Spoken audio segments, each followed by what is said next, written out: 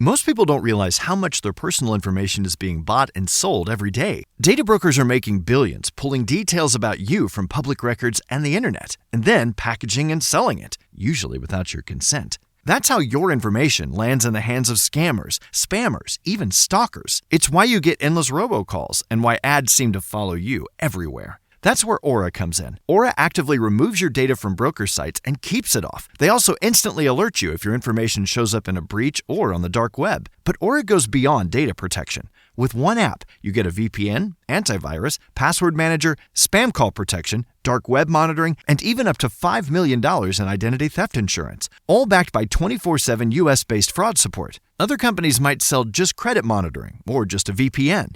Aura gives you all of it, together, at the same price competitors charge for just one service. Start your free trial today at aura.com/remove. Protect yourself now at aura.com/remove.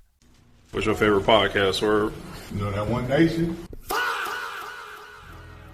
This is Jordan Grace, and you're listening to the Social Suplex Podcast Network. BW, this is One Nation Radio. You better get it right. Rich Latta, James Boyd came to give them life. The Blackest Wrestling Podcast has come to kick all ass and drop it 6 feet if they kicking trash.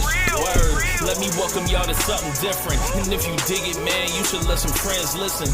We be getting it in, that's on the regular, dude.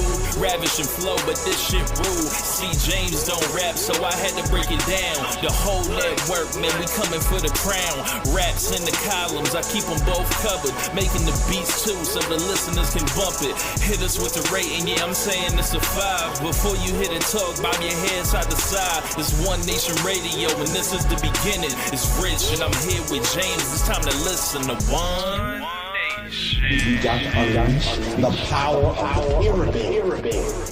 This is Mike Sempervive from WrestlingObserver.com. Check me out on Wrestling Observer Live every day. And also check out your boys, Rich and James, on One Nation Radio. This is Kenny Omega. We're listening to One Nation Radio. Check it out, guys. These guys know what's up. Big Kenny Omega fans, and that's all that counts to me. Goodbye and good night. Bang. Hey, folks, welcome to this week's edition of One Nation Radio. I'm James Boyd. Hear me out, Rich Latta. What's going on, man? Not much, man. It's very late. Speed run. It's a speed run. It is late at night as we're doing this. I watched the Indiana Fever handle the Dream kind of easily, kind of in boring fashion this game, but a lot going on, man. A lot going on. Yeah. How you been, man? I've been all right. I just watched a lot of wrestling today. A lot of wrestling. Like, I remember I told you on like the day on Tuesday, I was like, I'm gonna get some of this wrestling out the way so that I can, have a nice little, easy way that I can just watch Dynamite, because I'm not gonna watch the finals. I'm gonna watch the finals instead of watching Dynamite last night. I'm gonna, be able to do that. And like, nah. It ultimately didn't happen. So I had to like crash course all this shit. So I had to binge watch all this shit. So yeah, I got it all done though. So we're good. So, the third hour of Dynamite from last week, I got to that. Dynamite this week, I skimmed through Collision from Saturday, and that was a nothing show. Watched Clash in Italy, and then watched the main event of the WWE AAA show. Los Noches, Los Grande. So, yeah. I'm caught up. I don't know what to talk about none of that stuff, but I saw it all. And so where do you want to start this week? Do you want to start with the finals, or do you want to start with something else? I guess we should do the finals. Okay. The Knicks win game 1 because, like the great prophet Bart Scott once said, anybody can be beat. Yeah. And before the series, I was like, I see the path to victory for the Knicks. But it's like, do I just bet against Victor Wembanyama? That sounds like very difficult to do. But the Knicks seem like there's like something like, you know what it kind of feels like? It's like two teams that haven't like ever won before, right? So I got this idea that it was like the 2012 finals, and then the older guys, like the 28-year-olds, handled the 22-year-olds essentially. Mm-hmm. And the Knicks have a lot of like 27 to 30-year-old guys that have been around. You know, they're fully, you know, ready and everything. But and you know, young don't win. There's always that, and I don't know, man. I think Wembanyama's just gonna have to be super special and play a lot better, as he still had great numbers. Yeah, I think the main thing that, like, for me, I had some thoughts about how this is going to going into it, and I thought, like, okay, I got Spurs in 5 or 6, and then I saw Scott Foster was announced for Game 1, and I jokingly said in the chat, okay, well, then 6. So, yeah, I watched this game, and I just see how horrendous Wembanyama was from the field, how bad Vassell was from the field, and how bad Fox was from the field. And then, you know, I just see, like, I'm watching just the eye test as far as defensively for the Knicks, and I'm just like, oh, I'm glad y'all won a game, because I don't know how many more you're going to win if you play defense to that level. The difference in quality between the Thunder's defense and the Knicks defense is even more profound than I thought just watching it. Right, both teams throughout the thing. Like the Knicks, they're a great offense. They are, but ultimately, what it comes down to is with Wembanyama and the way that the guards play and the wings play around Wembanyama and the way they can funnel you into Wembanyama, your offense, you're going to score 100 or something, whatever else. The main thing is, like, can the Spurs not bullshit around on offense and kick around and fuck up too many possessions to where they don't end up losing the game. Ultimately, like, when we talk about, like, the maturity of the Spurs, it comes from the part where their defense is just on lock and it's always on point. The problem is they are not when they get better over the years, it will be because their offense gets better, because they will stop having bad possessions and just, like, when it seems like there's no process, it's like, oh, it's my turn now. And I watched how bad they were, and I watched, like, oh, damn, they have Jalen Brunson or Landry Shaman in here trying to tag Wembanyama on some of these rolls to the rim.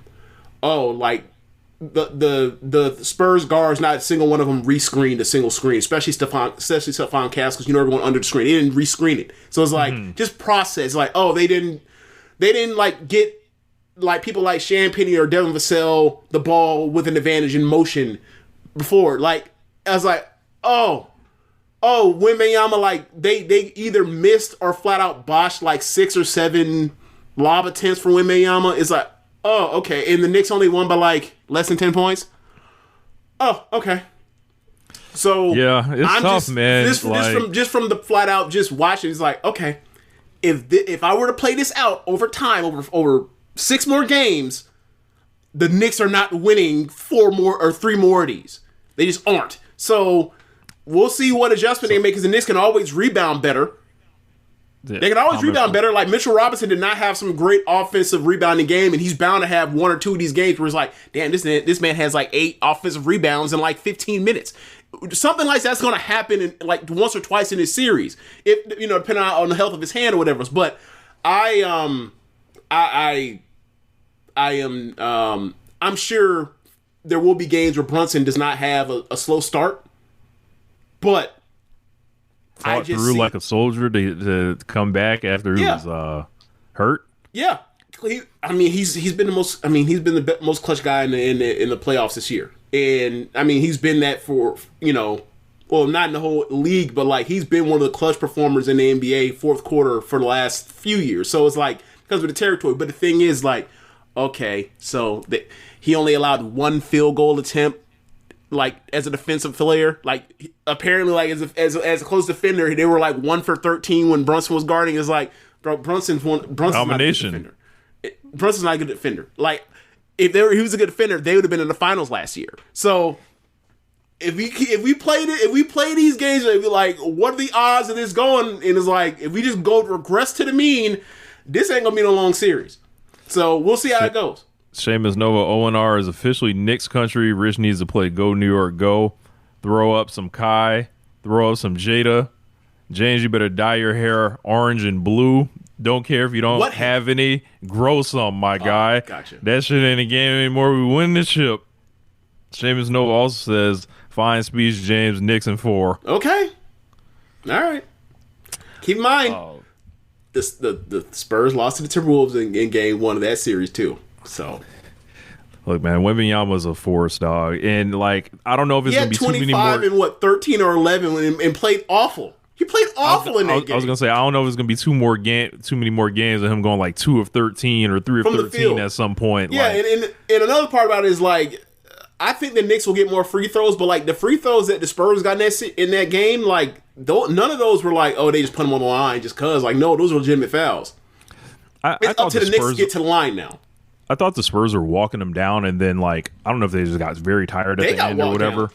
Like, the Knicks just pulled off. Like I was telling you, it reminded me of, like, when the Cavs would steal finals games in Golden State, and then that building would be like, I can't believe they just fucking stole this shit. Like, but yeah, exciting game for sure, and it feels like we got an actual series for me, at least. It's just like this shit could go 7. I just have concerns about the Knicks, like, as far as defensively and rebounding. Like, if they can't cut off, if Wembanyama's going to have like 7 real opportunities to have just dunked the fucking ball with ease, and they just didn't execute on it, like. I'm not saying they're going to, those are 14 points right there to be had, but it's like they're going to get like 3 or 4 of those. Yeah. And then based off that, what happens more and more, people more sag into the paint. Like, and they also miss a million threes too, wide open threes too. It's like, okay. Bro, like, is this the peak of Knicks fandom right now? Like, in our lifetime? Most Knicks fans in our life. Like, is this the highest moment? Yeah. Gotta say, yeah. Like 1-0 lead in the finals. Like, I mean, I feel like you gotta, like, I'm not really talking about 1994 here. Like, I'm talking about everything since, pretty much. It's like, it's kind of interesting, man, to see how this will play out, man. So, like, it's crazy. It's like, all right, they're a fun team. Right, they're a fun team. I respect all the guys pretty much on the roster, and, like, I mean, my only problem with them is, like, I just think they're fatally flawed because of, like, Brunson and Towns together, like, having to be on the floor together. Like, there's always 2 guys to pick on. There's always 2 guys to pick on. I like it's how you think about, like, offensively, and you're like, I don't know if you can compete with the Warriors unless you got 2 guys, like the prime Warriors is like, unless you got 2 guys that can get their own bucket. It's like, I don't know about, like, trying to win an NBA finals if you got 2 guys you can pick on to get this. Like, I'm going to go through that guy or around that guy to get to the bucket or to get a bucket, and when the times it's harder. So that's why I'm just like, I need to visually see signs that are going to indicate why they could actually win this series, like physical signs of, like, I'm watching the game and I'm like, oh yeah, they're better than them. I don't know. I feel like they match up in a way. I'm not saying they're going to smoke them, like, because the Knicks are a really good team, especially because, like, I was looking at it and I was like, man, if the Thunder had made the finals, like, what would be going on here? Like, and I was just like, I didn't know. The Thunder will fare better. The Knicks match up better with the Spurs than the Thunder. I'm like, if you're the Knicks, I was like, do you really want Wemby? Like, I was like, maybe, I guess. Yeah, they're a better match. Like, for the Knicks, it's better that the Spurs made it than the Thunder. Like, the Thunder have the kind of depth where it's like, oh, they can play. You saw it. I mean, when you get Chet away from Wembanyama, it's like, oh, they have 10 guys that can play. Yeah. Literally 10 guys that can play. They wear you out in that kind of way, and you saw what happened to the Knicks against the Pacers. Like, where Look, this team, he can't go to the Olympics. We cannot let him. We cannot let him put USA on his body. No, nah, it'll get handled somehow, some way. But as far as when it comes to the Thunder against the Knicks, it's just like there's no place to pick. There's no person to pick on defensively to get an easy bucket if you're Anthony Towns or if you're maybe Towns will bust Chet's ass in that scenario, right? That's possible because, like, the kind of shit we give Anthony Towns when it comes down to it, as far as his offensive struggles, is like, that's nothing that Chet's gonna stop or make worse, right? So, So yeah, but it's just a bad scenario where it's like they're just there is a floor for like Thunder players as far as quality that the Knicks just can't match. Whereas with this is like, well, all right, what happens if Keldon Johnson has a bad game? What happens if Carter Bryant like does something stupid? Like what happens if Stephon Castle has a game where he they just got to figure out like there are variables. Figure out Dylan Harper. Go ahead. Like they got to figure out Dylan Harper. Like, hey nigga, like are you gonna play this nigga at the end of games or like what's the deal here? I'm assuming that'll happen at the end of this game. Why did I see Harrison Barnes eating finals minutes? I was like, no, well, he has to play. That's crazy. They don't have quality, big, powerful, like big wings, right? Like outside of Champagny and Vassell, like who's a 3-4 guy that you trust? Like Carter Bryant's too young. He's gonna fuck up. He's inevitably gonna fuck up. For every good play he has 2 bad plays, right? And then Keldon Johnson, like until Game 7, I was like, hey, go take that trophy out his house for 6 man. He's a 9th fucking best player, and he going 6 man of the year this year. Get the hell out of here. So, there are paths for the Knicks to make this competitive, but I think like I said, I think it's Spurs and 6. King of the North was good. Yeah, man. When's the next game? Tomorrow? Yeah, tomorrow. And then Game 3 will be Monday. Oh, okay. Travel days, they're putting 3 days between it. Yeah. So. Yeah. Or they're putting 2 days between it, I mean. So let's move on, man. Big news in the world of Rich Latta here. Kind of a huge week, actually, between RLPW going past 1,000 subscriber barrier up to, and it's just like rolling downhill.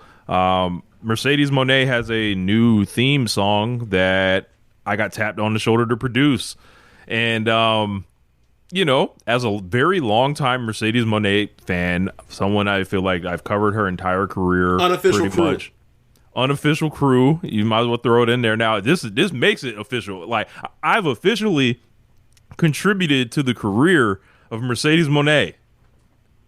Like they got to write that one down. They can't take that one away from me. You've come a long way from having to defend her in front of racist people saying crazy shit at Full Sail, huh? Amazing. Yeah. Amazing. How that all ends up. I think my 808 kind of blew the arena out a little bit. But I imagine that'll all get handled with the production staff and all that. And I dropped a video, literally set it to release the second Mercedes walked out on stage and all that. I was like, look, man, y'all gonna hear this real shit. And I've loved a lot of the feedback that I've saw. I would probably say it's like a 80-20 split positive. So like, what's the 20 saying? They didn't want to change? Yeah, they're just like, I prefer the old one. I'm like, all right, fair enough. Cool. I prefer the second version you sent. Yeah, like that. There's that too. Yeah, so like there's like 2 versions of it, whatever. But it was cool. Like I got a call from Mikey Ruckus, and there was, I think, a few different options, and he wanted me to submit one, and it turned out she liked the one that I put out, and I was like, all right, I'm gonna just throw some 808s on this and like drum it up and make it completely disgusting. And I was like, you know what? We'll see if she digs it. And I was like, the second she plays this in a car, she's gonna be sold. And turns out that was indeed the case. I think. Big shout out to her. Big shout out to Mikey Ruckus. Tony Khan was sending notes on the track, I hear, and it was funny. But yeah, it was just great to have. And it was a great night for me. And I don't know, man. I don't know how I keep like pulling off the shit that happens, to me. So it's I don't know, man. I'll probably get to holler at her next month. I'm coming to Clearwater. I'm going to the Clearwater Dynamite. Oh, you're doing that? Oh yeah, I'm going. Oh yeah, man. Yeah. So. I still don't think I am. It's just too hot. It's gonna be 9 p.m. with the sun down. It's gonna be 85 degrees. I'm not doing. I ain't built for that no more, man. I'm putting me on a tank top. Letting the guns out. I don't be lifting these weights for nothing now. So letting the guns out. And I think I'm gonna go with Dan. Okay. And then I got a personal invite too. So it's July 2nd, right? I think so, or July 6th, or something like that. Okay, some shit like that. Yeah. So, but yeah, man, it's really cool to have Mercedes' theme, and very grateful. So, trying to see what else on here, but let's move on, man. Mask versus Mask match in AAA with I don't even know these niggas' names. El Grande, Americano OG versus El Grande Americano por Mexico. Yeah. So basically, original versus the one from Mexico. Yeah. Which is obviously your boy, not Eichner. Yeah, Fabian. Ludwig Kaiser. I forgot to change the names. Yeah, you're right. Yeah, Ludwig Kaiser. Yeah, that is sad. But yeah, watch this. We want to say Sunday night, and obviously Masters Mass setup. They have it on YouTube, available free for everybody. Oh, I didn't know that. Oh, what? I didn't know that version. I didn't know it was available on YouTube. Yeah. So, like, if you can get past the premise of the match being, like, absolutely ridiculous as far as, like, the people in the costumes and, like, everything, and if you get past all that, right? Look, it's Lucha Libre. Like, whether you say it's WWE Lucha Libre, brother, you seen CMLL, you saw AAA when they doing AAA Mania before WWE even bought it. It was always some shenanigans, and I'm only upset. I'm only upset there was no Tarantes in this. Like, that's what we needed to really drive it home. And the heel ref to be on bullshit half the time? Yes. Okay, yes. That's right. Yeah. I kind of resent WWE for trying to clean AAA up to a certain degree. I'm like, man, I need chaos and dysfunction, and then, like, terrorism essentially. But as far as the match goes, man, like, they took it about as serious as anything that, like, a WWE production, like, could just wish to be. Like, there were, like, WrestleMania matches this year that, like, pale in comparison to this. Like, as far as, like, how serious the audience kind of took what was going on, how much they bought into it, hook, line, and sinker, and, like, what it felt like they were fighting for. Like, that was what I enjoyed about it. Like, I thought it was like it was a brawl that they did like a million things, and kind of paid my numbers up, but the energy around it was, like, incredible, I thought. Bruh, I'm straight up saying, like, this is my favorite thing WWE's done in years. Straight up, like, this crowd is one of the best crowds I've ever seen. I've seen WWE have post-pandemic, post the Terrordome, Thunderdome, whatever the fuck they was calling that, before they went to a live audience. It's one of the best crowds they've had. Obviously, it's in Monterey. I get that. But, like, yeah, man, the crowd treated it like it was a big fucking deal. And they cheered like life and death for the babyface. And they booed violently against the heel, even though the heel was clearly the better performer in the match. Mm-hmm. It was until the very end, after Gable's give his great promo about, like, hey man, I came to have loved this after wanting to learn this and being a Greco-Roman pro wrestler. I appreciate y'all. They were giving him hell until the very end. But until that bell rang, after he lost, they was on his ass, and it was everything you want out of a pro wrestling crowd. From the right crowd reaction, there was no, ironic assholes. There were no, stupid. I mean, there was this is a lucha chant that or whatever else. But I mean, like, as far as there was that, but there is no, like, the crowd wasn't trying to get themselves over, if you will. And I have no problem with the crowds doing that, especially the UK have some great crowds and they be on that bullshit too. It is what it is. But it was refreshing to see a crowd be basically, we're doing what we were supposed to do. We're doing the shit that, like, when you grew up, you watch the crowd react this way, and I enjoyed it. So I had awesome. my wife on the couch while I was watching it, and then she was seeing the blood, and she was like, "Oh no, I can't do this." And I was trying to explain to her like the blood is like the safe version of like it ain't the head trauma that caused it. I'm like, but like it wasn't connecting. Yeah. Also, Gable, crazy blade job, blade job. And that's one thing I like is like, I don't know if it's because of, you know, they let Cody and Punk or whatever else, they get their blood on WWE shows. But, like, I don't know if it's because they're in Mexico. They were like, y'all can do what the fuck y'all want. I don't know. I think that's what happened. But it was one of those things like, it's a mass match. There's going to be tearing of the mask and there's going to be blood. And it was there. Like, when Gable opened up Kaiser, I was like, that ain't no real blade job. That ain't the blade jobs I've seen in Triple A before. Like that. But they got to it when they got to Gable, and I was like, okay, I appreciate this. And I thought Gable was great, and like this was some shit that was like, I never really thought about it. You only think about him in like he's another Angle disciple of ours, but like there's a lot of Danielson there too, and this is like some shit Danielson would have had if Danielson was able to do this 15 years ago. He was the American Dragon.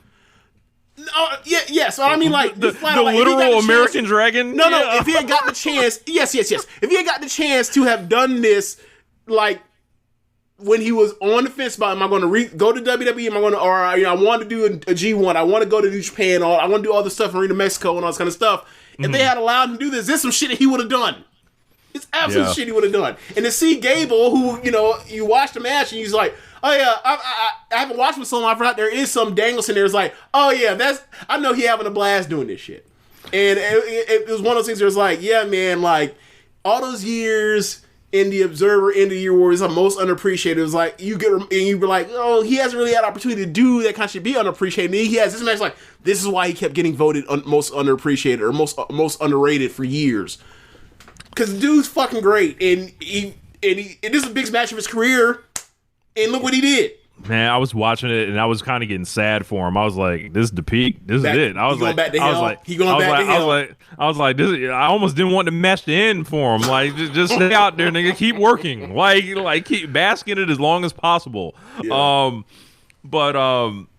You know, I was explaining to Kat. I was like, so like it hit on a certain level, and I think they nailed the emotion behind it in the post match for sure. And I was like, this thing is almost half as great as it could be because like we've watched mass versus mass matches, and I was like, if they were like actual luchadors, like that, this was their livelihoods and shit, and it was like they were actually revealing their identities and like they was getting a financial, they was getting a good deal, a good amount of money to come off their mask too. Yeah, like I was like it would hit even harder. I was like kind of explaining that or whatever, but yeah, like as far as like how everything goes, like I think this is gonna go down as a classic in the WWE circles. Like you're probably gonna hear about this for a while.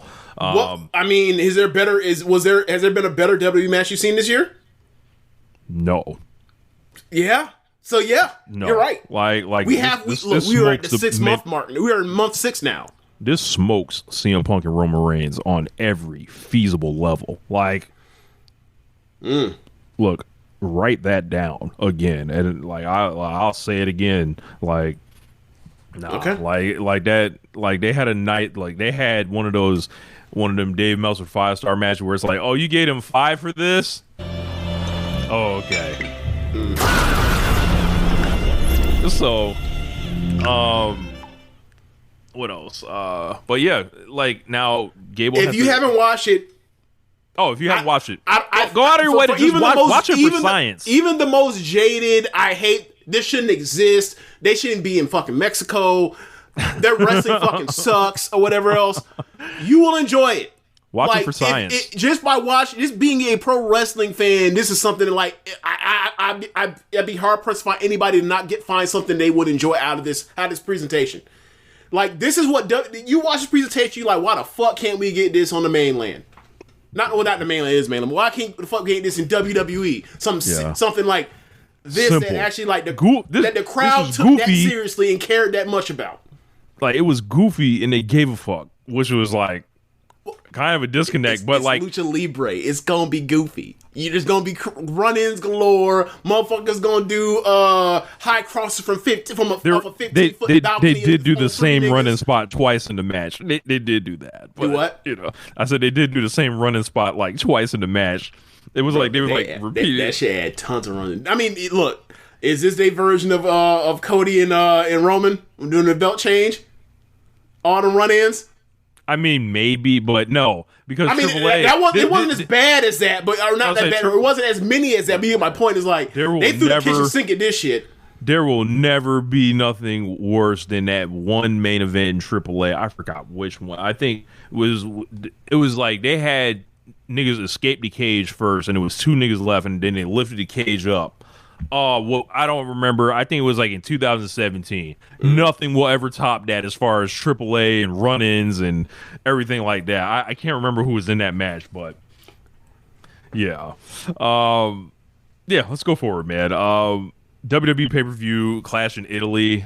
I felt nothing from this show, and then I'll roll that into the next night on Raw. Like the real pay-per-view this weekend was Mexico. Was in Monterrey, brother. It was not in Italia, not at all. Yeah, like I think they scammed them people in Italy. I think that they shot their entire next generation in the foot and in the ass. They had Brock Lesnar and Roman Reigns and Seth Rollins all getting them wins back, and then like the company that is always about Roman Reigns, is always about Brock Lesnar, is always about Seth Rollins. Obafemi, be serious. You're going 50-50 with Brock, and hopefully you're over by the 3rd match. But they whooped you, and they set everyone up and scammed everyone. And the young boy Joshua Smith pointed it out. Brother, this is a Heyman and Brock working masterpiece. Do you hear me? A masterpiece. What did they do? Oh, you want the kid to go over at WrestleMania? We'll put him over. Yeah. We'll put him over in under 5 minutes. We'll do it clean. Yep. And we gonna get it back. And what we gonna do is fake the retirement. So we're gonna take the spotlight that night. So the story is Brock is retiring. Mm-hmm. We're going to put this kid in limbo for weeks and don't let him do shit. And then he's doing open challenges with no fucking belt. And then we're going to get the second match out of nowhere. We're going to unretire. And then we're going to hit him with our finishing move 7 times and beat him in under... What was the match length for that? It wasn't long. It wasn't long at all. Under 8 minutes easy. Yeah. The match kind of rocked, the second one. But, brother. I mean, you got to tell me I'm over these Brock Lesnar matches because it's yeah, there is that. I'll give you that. So like, it's very same. Through or whatever else. I saw it and I was like, oh, okay. It's very same. It's the same thing. It was like, oh, this is just for Brock. So, like, it really puts into context what the first match was for me. Like, I'm like, oh, all this shit was fake. Like they knew this is how they intended this or whatever, right? And it's just like, this is why they will not make stars. This is it right here. Like, because there is no possible explanation under the sun. I don't care if, Vince McMahon Sr., I don't care if Vern Gagne, I don't care if Giant Baba woke up from the grave and said, like, yeah, this is how they should do it. I was going to say, how is what they've done, how would that be more effective than letting Obafemi beat him 3 times in a row? Exactly. Look, I don't care whether you beat him or not. I don't give a fuck, right? I'm far detached from what they actually do in this company, right? But the main thing is if you like, but it's even worse when it's like you beat all of them. It's one thing if you like, all right, well, we can beat one of them. Or one of them wins, you beat all of them. What the fuck is your next 18 months? What is your next 18 months? Are you getting any of them ready to win a Royal Rumble? They gonna tell us they are. All right. But yeah, they're gonna let Seth Rollins win this King of the Ring tournament. It's gonna be Seth Rollins and Roman Reigns, and they're gonna be talking about a fucking Shield chair again. I guarantee it. And I can tell you, bro, I don't give a fuck. You know what else I don't give a fuck about? What's up? I do not give a fuck about the Tongan side of the bloodline. Do you see? Yes. Let's talk. They flashed these niggas sitting. All right.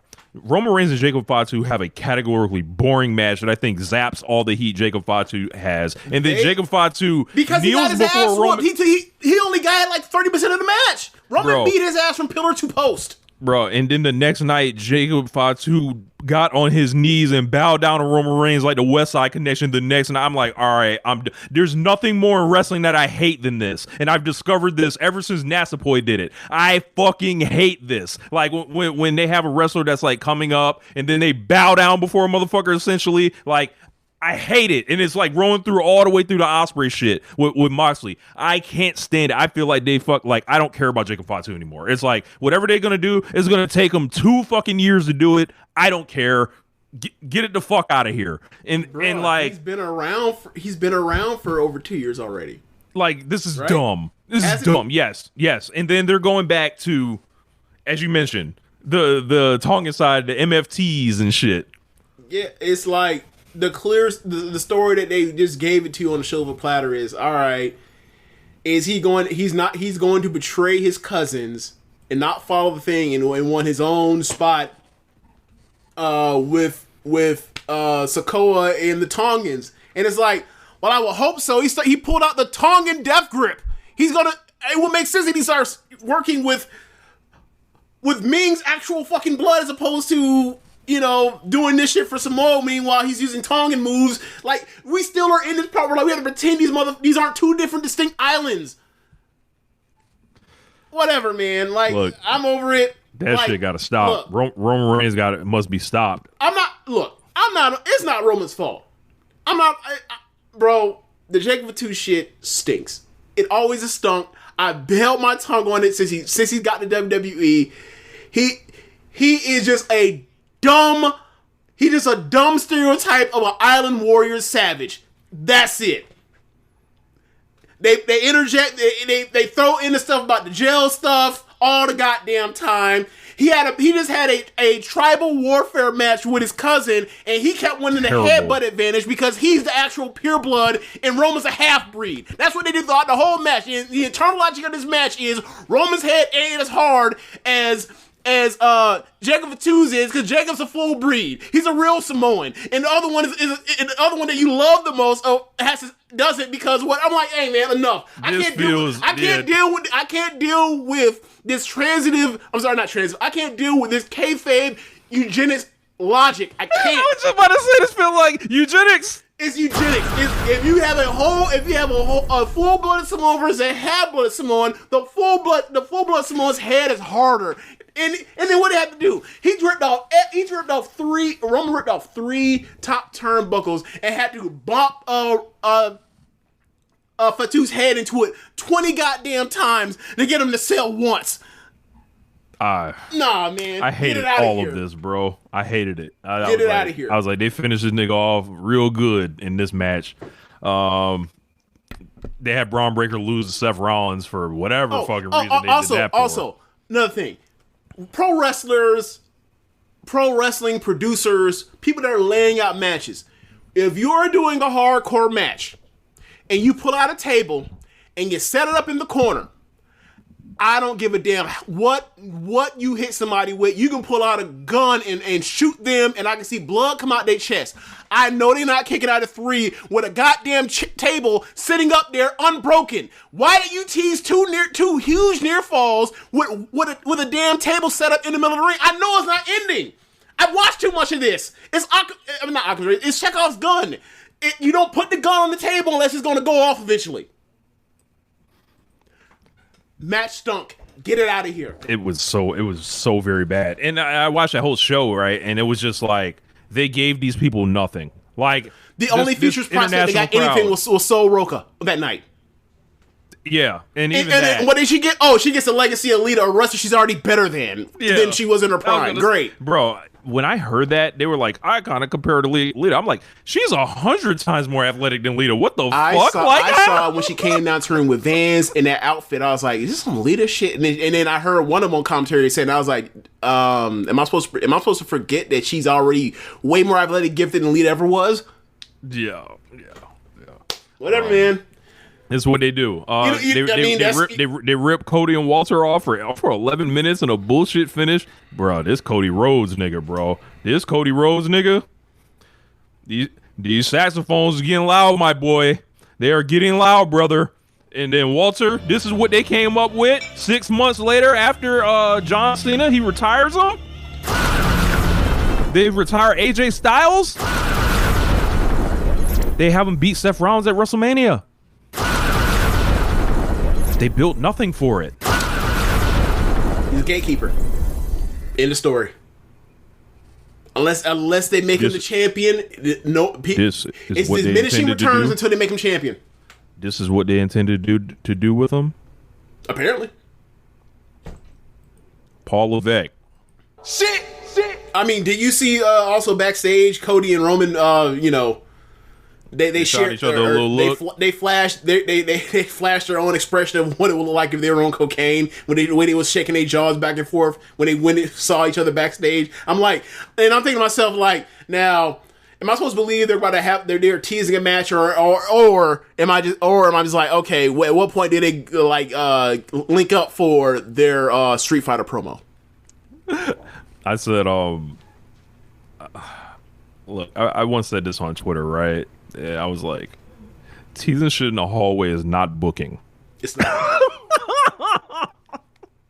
Like, you tell me, teasing is just that, teasing. Look, it's teasing until you fucking do it, and then you can point back and say, hey, we had this plan. Otherwise, you just throwing shit at the wall, hoping somebody reacts. Y'all let me know when that third match is. Right. I'll make time on the schedule to see who's going to lay the shoulders. Right. Because you know who else does this? MJF. He does. He teases. When's that Eddie Kingston match? Oh, it's never happening? Oh, okay. Another great question. Where is Big CM, Rich? Wherever he is, I know he's swole right now. Have you seen this man lately, James? I saw a picture of him with a pump on during the gym, and people were like losing their minds about it. I was like, well, I mean, he has his pump on during the gym. Like, you're going to look way bigger than you actually do look when you're lifting weights in a gym. It's even different from like getting your pump on for, the wrestlers do the resistant band stuff to get a pump to go out there and wrestle. It's like even it's different from that because that's not heavy resistance. I'm very inspired by CM Punk.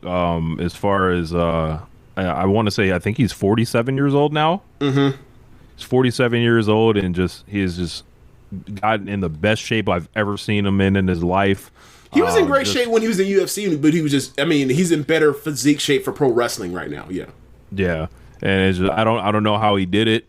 And just defying all modern, thinking. It was like, why wouldn't you do this when you're 32 years old? Why wouldn't you do this when you're 27 years old? You go through your entire career not doing that, and then at the ripe age of 47, you show up just in the best shape of your life. I can't. I don't know how he does it. I can't, because you can say the same shit about me, and it's like that's not. So I can't. So it's like, I don't know how he does it, James. No, what I'm saying is like. You can make those rumors about me based off that same speculative frame or whatever else. Damn well I ain't spending the money on damn PEDs. So it's like you can. So it's like it don't even. Nah, like I get what you're saying. I'm not willing to speculate on that. Like who I will speculate on though? Brian Cage. Brian Cage looks better than he's ever looked since the last 2 weeks since he came back. That's ridiculous. Brian Cage will give you his menu and be like, "How can I help you?" Like, oh, Brian. I mean, look. I don't think it's some secret with Brian Cage, but it's like, all right, bro, you look ridiculous even for your standard where you always looked ridiculous. Like it's a whole nother level. Yeah, but yeah, man. Like, so I ain't got much to say with Punk because I don't know. People don't assume because you've seen what his physique look like all these years. He's at this age now. This is what he look like. You make these assumptions. Look, man, I don't know what he was doing before. It wasn't like seeing Punk look like some workout warrior before this. So. Might be on that candy. Oh, Miss J Doom taking that Frank Thomas testosterone. Jesus Lord. Lots of chicken and rice. Yeah. Chicken and rice, thoughts and prayers. Whatever. Brian Cage will give you the business card. Man, that's crazy. Look, you go to any gym, they'll give you the business card. Hey, you want to go on these peptides? Yeah. No, I'm good. Can you imagine? That's one of the things, like, one of those things people talk about when it comes to, like, football players, as far as, like, how did this person put on 50 pounds or muscle when they get to high school? And, like, you can be the Brian Cushing, where it's like, oh, PEDs. Or you can be like, yeah, that kid was poor. He had no idea how to do nutrition. He just blew up once he got to a place that trying to feed him right. And it's funny because I'm actually one of those kids. I didn't realize it. Yeah. So, for me, it's like, look, man, I don't know what CM Punk was doing. I have no idea. I don't know what he's doing, but he looks no phenomenal. idea. I can't speak on that because, people look at me like I'm crazy, and I'm like, nah, man, CM Punk continues to inspire us all. Say again? The CM Punk continues to inspire us all. You ain't bending over. You ain't dropping the draws for the needle, James. That's what you saying? Nah. Oh, that shit's expensive, brother. No, thank you. Yeah, I'm all right. I'm good. Off all that. Yeah, Clash in Italy was a very bad show. Once again, they ripped their fans off in 5 matches. They don't book Julia on the pay-per-view. She has to wait and wrestle on Raw, I believe. I don't know, man. Just a soulless kind of show. Yeah, I mean, got really nothing out of it. Look, you remember that first Clash show? This ain't the same. Yeah. This ain't the same thing. I do. Most people don't realize how much their personal information is being bought and sold every day. Data brokers are making billions, pulling details about you from public records and the internet, and then packaging and selling it, usually without your consent. That's how your information lands in the hands of scammers, spammers, even stalkers. It's why you get endless robocalls and why ads seem to follow you everywhere. That's where Aura comes in. Aura actively removes your data from broker sites and keeps it off. They also instantly alert you if your information shows up in a breach or on the dark web. But Aura goes beyond data protection. With one app, you get a VPN, antivirus, password manager, spam call protection, dark web monitoring, and even up to $5 million in identity theft insurance, all backed by 24/7 US-based fraud support. Other companies might sell just credit monitoring or just a VPN. Aura gives you all of it, together, at the same price competitors charge for just one service. Start your free trial today at aura.com/remove. Protect yourself now at aura.com/remove. But AEW Dynamite last night, pretty good show, I would say. Fire pretty main good? event. I thought it was really good. I don't know, maybe it was just thinking about it. I was like watching, I was kind of distracted because I had a bunch of shit going on during it. Okay. Well, I mean, when we go through the card, I think you might want to. I think you might change your mind. So we got we opened it with MJF and Roosh. Yes, indeed. In a opener, and the boys got out the way of the NBA Finals starting. The MJF was like, "I'll go on first, brother. Unselfish." No, I was just playing, but I mean that's a Dynamite tradition. Put the main event on first. They love doing that. Yeah. But him and Roosh had a nice kind of I would say lucha brawl. They went all around the ring and they were doing tombstones on the outside gate, and I liked it. I thought it was a pretty good match. Yeah, I thought it was a really good match. I'd probably say it was great, even just flat 4, but still I mean, all right, Rich, we're gonna have to say this. All right, so we always talk about politicians and bullshitters in the pro wrestling business, and people that absolutely play, and they up and down like a sun or like a dimmer switch their effort. And Roosh is one of those. When Roosh was in Ring of Honor, we heard all this about the charisma and he had to look. We had all that stuff, but it's like, all right, man, where's the effort, right? Like, where's the effort outside of your cool status as far as put in the effort to have great matches? And then when he was on the bubble, or not on the bubble, but they was talking him bringing him in. I remember you were originally like, man, I don't know if he don't give a fuck. I was like, Rich, he's gonna give a fuck because he knows there's big money opportunity here. And then sure enough, he showed up, and he's always been consistently high effort since he showed up. He ain't been but he only do so much with as far as booking, programming stuff, because he ain't really about the lose, right? Yeah, and it's hard. He's done it a few times or whatever, but he does it to people he know he can't box out politically, right? So last week I think on the show I said he gonna watch him take like 90% of this match. All right, I was wrong. He took 75 to 80% of this match. My bad. He beat the shit out of MJF in this match. And then in the end, look what he does to justify it. He gets his shoulder hurt. He pops his shoulder back inside because he's fucking tough and cool. And then in the end, I'm not gonna tap out. I'm going to flip you off and pass out because I'm a badass. Roosh is beast as fuck, and he's one of the few people that I would describe as beast that I actually enjoy, because I think that shit's bullshit and toxic ultimately. But I gotta say, I'm sorry. I know I'm being what do you call it? Hypocrite about this. Sorry, I inconsistent all that. I'm sorry. I enjoyed it because Roosh is fucking awesome, and Roosh deserves to be in the Hall of Awesome. He really does. He's great. Yeah, absolutely fake job. Yes. But it doesn't always suck when that happens. This was like two scammers linked up to scam us, yes. But we still thoroughly enjoyed it while knowing we was getting scammed. You know what? I fully hope that there's a picture somewhere where Roosh and MJF in backstage after this match shook hands and smiled into the camera. It's like when you see a boxing match and that shit goes to a draw, they went off air, and Floyd Mayweather walked in the next locker room and was like, "Got him, fucking got him." Like, like Floyd Mayweather was Floyd. Who'd he carry? McGregor, when he carried McGregor, that kind of shit. Yeah. That's what Ray J was hoping he's gonna get his that dude that knocked his ass the fuck out last week or 2 weeks ago. Yeah.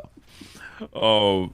Yeah, bro. Fake jobs are funny. Sometimes they're funny. Do you know how hard I tried? How hard it was for me to avoid linking up that knockout punch, staggering him with "If I Had One Wish."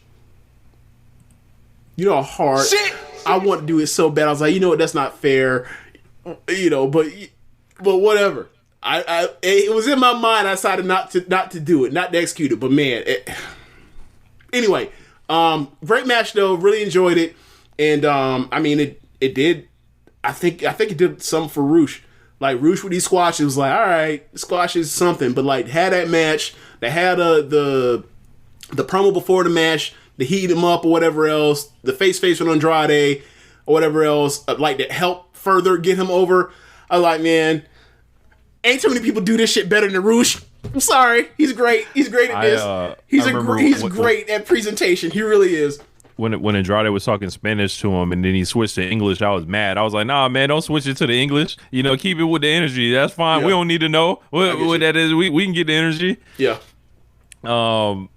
We had Mark Briscoe against the Blackheart Leo Rush. Man, every time I see this Leo Rush shit, dog. The shit that I told you about that I can't say on here? Yes, I think of that, and then I also I just be looking at him. I'd be like, "What's wrong with him? How did he come up with this? Bro. What happened to where he was sitting around and just started? All right, I'm gonna just start acting like this. He do these shenanigans and then he do his rope running stuff, and he's still the quickest guy I've ever seen in pro wrestling. It's like, well, it's like it's getting him TV time. And he's getting overdoing this, but it's one of the things where his ceiling is so much higher than this. But if it works, it works. Whatever.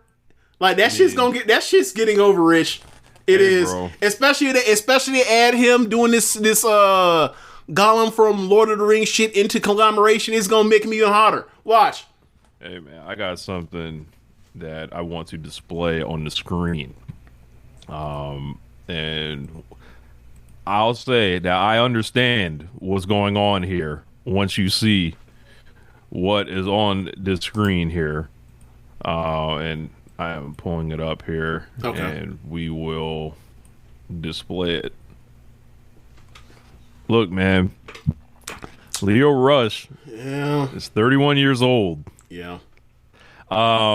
And I don't say that to be like he's old and washed, but look, man, he's got one eye on the clock. It looks like, hey, man, I need to start developing something else. I need to start stacking this cash. Also, I want to point this out, right? Because I was on the show for the review for last pay-per-view.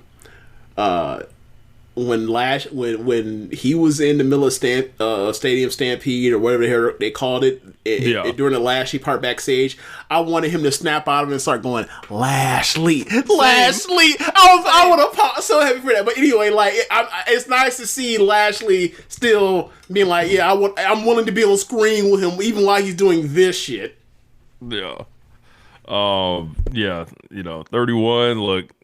Hasn't always had the most consistent career everywhere.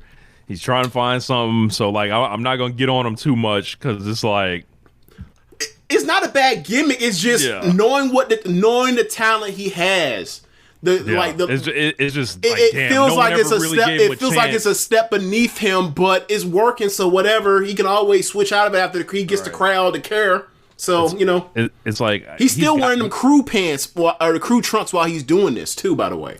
It's like he's gotten chances, but he's never been able to like slam these things home, like kind of as the Leo Rush that we like kind of were introduced to. Yeah, and that's like it's unfortunate, but at the same time, it's like I get it, man. I see the play, and it's also like, hey, man, like we can make these plays all we want to. Wait till it's him and Darby, and he's doing this, and you see them two lightning fast motherfuckers go at it. We're gonna change. I need the Darby. We don't love this because we think he'll be doing something better, bro. But if he gets put in with the right people, he's still gonna make this work. I need Darby Allin breaking the fourth wall and be like, "What's wrong with this weird motherfucker?" As Darby Allin saying, this. "Okay," I think that'll really drive it home. Like, you're like, "What the hell is his problem?" Yeah, exactly. He's off his rocker. Like Moxie being looking at somebody and be like, "He's crazy." He's like, "Okay, right, all right, okay. Mark Briscoe then wants MJF to give him a title shot. Cut a pretty good promo on MJF. I kind of zoned out during a small portion of it because it was like, all right, bro. It was like he was trying to sell me too much. I was like, all right, bro. I'm already ready for the match. I get you, bro. I understand, Mark. I think it's been so long. You kind of had to remind people that like they had that match like 9 months ago when he when he did that fake job. Well, not fake job. Well, yeah, it was fake job. 'Cause he left and came back months later. Like, never happened. Like, I'm glad, like, because I was sitting there waiting, like, are they actually going to bring this up? And then he did. I was like, thank you. This actually happened. So they're going to have a good match. They like wrestle each other, and I kind of think that the Briscoe thing was a stand-in for Kingston that he never got. Yeah, I don't think the Eddie Kingston one will ever really go down. I mean, it's too. Kind of stinks. I wish it would, but it's too late now. He broke his legs and ain't been the same since. Yeah, this sucks. Kingston had a. You could have put him in the title picture. I don't think you make him the champion. You could have put him in there. You could definitely put him there opposite MJF, and I think that would have been one of the biggest things for MJF's career if he had gotten that, and we missed it. And now he's doing Foley instead, seemingly. Eventually, it will happen. I'm convinced, obviously, that he's going to wrestle. So, get ready, everybody. Stardom. Tekla declares war on Stardom and spits on the logo. Yeah. After what? Oh my gosh, he spit on an LED screen. Like, what the? All right, man. Like, I like Tekla generally. It's symbolic. And I'm willing to slide as far as like, it's just silly because she gets away with a lot of silly shit anyway. But yeah, I was like, all right, that ain't menacing or intimidating to me. You spat on you may as well spell on the logo on a piece of paper. It's the same thing. That would be funny as shit if she pulled out a piece of the fucking notebook paper. She's like, I got a drawing right here. Put the star logo and they spat on the star. Look, draw just a star on that bitch. Yeah. But yeah, she says she hated all the idols and she's talking about getting fired. Now, my thing is, I don't know if people that don't watch Stardom, like maybe they can make some guesses based off like they've seen Riho, they know what an idol is. I don't know. Tell them what idol is, James. I mean, an idol is basically an entertainer, like a pop star. Like whether it's dance or like Kamatani, who was a dancer, or like Tam, who was, Tam was in a pop group, or whatever else. But like basically people that are like trying to be entertaining, they wear like these any of them outfits that you ever heard of being described as schoolgirl outfits, Sailor Moonish or whatever else. Like that's what that's an idol or whatever else. So, like when Tekla was in, I mean that's a rough version of what her last year and change was in Stardom, where she called herself like the idol killer or whatever else. Because she was basically facing cosmic angels until the end. She got fired. Yeah, it's interesting, dog. I wonder who they're gonna send for, because like there was a bunch of people that responded.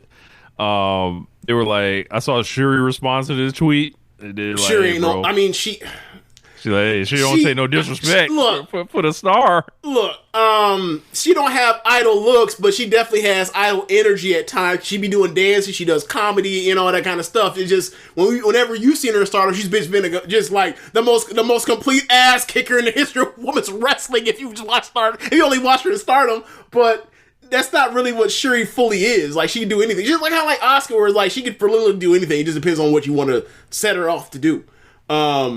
But yeah, like I mean, sure, bring Shuri over. It's not like, I mean, she's been in AEW before. She got a huge fucking pop in Texas. Yeah. Trying to think. Yeah, I don't think Kamatani's coming. No. Yeah, but might be time to hit the music soon, man. I was actually looking for the music, but I couldn't find it. I got it. I'll send it to you. I mean, we're gonna have to. Like, Utami just came back, so it's like, I mean, you know. Yeah, the thing they were set up in place better time 3 is like about to pop off. So look, no better time for us to start hitting the music again. So yeah, was definitely happy. I just got to get myself, you know, like before we ever started covering Stardom on the show, like I watched like 6 months of the show of Stardom shows. Like I've been out of it so long. I mean, I don't think it'll take 6 months, but like I have to get reacclimated. Yep. What do we have? But yeah, she spit on the logo, and your mind runs wild on who's going to answer. Do you see Andrade, the chat? Let's see. Apparently, yes. Athena and Shuri. That's gonna be great. At ROH, yeah. Yeah, I mean, you know, she's wrestling Sari, I think next week. So yep, yeah, that's gonna be great too. One. We got Ospreay and the Death Riders backstage. Moxley giving Ospreay a pep talk, basically saying you beat this motherfucker before. Who else? He said you're different. He said, I forgot what else he said. Also mentioned that, hey, Dallin Callis wasn't gonna interfere. We got your back. Intervene. Yeah. We got your back. Yeah. And then oh boy, did they. Hella run-ins on this match. Yeah, niggas had a Bloodline Rules match in the main event, boy. The crowd kept popping more and more and more for all that shit, Rich. They loved that shit. Yeah. I started laughing how goofy it was, but it's like, this still was a great match. Oh, let's see what else we got. Oh, then up next, they have Andrade squash a bitch, and then Callis comes out with Doyle, and he shakes Andrade's hand. All of a sudden, he's like, I have something important to say. Mm-hmm. Welcome to the new member of the Don Callis family, Kevin Knight. And I'm just like, what an underwhelming way to put him in the group. I know last week they met backstage and stuff like that. I feel like it should have been a longer pursuit. 1, 2, I don't think Kevin Knight needs to be in the Don Callis family. Yeah, that's the only part that I really care about. I think they basically said we're breaking him out and we're going to put him in the spot that Takeshita was in, and I'm like, given that he was on TV at the rate he was, he was going into this match. I feel like he was already where Takeshita was in the Don Callis family as far as the level. And now you put him there, and it's like, so, I mean, obviously, you know, they're setting up like this Don Callis thing is just a long form thing of an incubation chamber for people to eventually break off as a babyface away from Don Callis' family. They feud with Don Callis' family. I get that. I just didn't feel like it was needed for Kevin Knight to be in this. Same. And for me, it reeks of like Machiavellian forces shuffling people around the card to ensure certain outcomes are met. Now, for me, looking at Kevin Knight, I felt like he should have got a shot to stand on his own. Or better yet, how about he take up Swerve on that offer? There is that. That's I'm going to leave that to the side. That's right to now. me. That's far more interesting because he gets to stand. He gets to stand to be a more unique presence in the in position wise in the company that way. And like it's one. Well, I can't say that. I just think that it's I would have more confidence if it was in this overall operation if it was Swerve and Kevin Knight together as opposed to the kind of presentation we just have for both of them present right now. Yeah. How can I say this?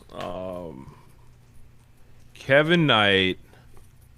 I believe in Kevin Knight's ability to overcome what I think the limitations of the Don Callis family are.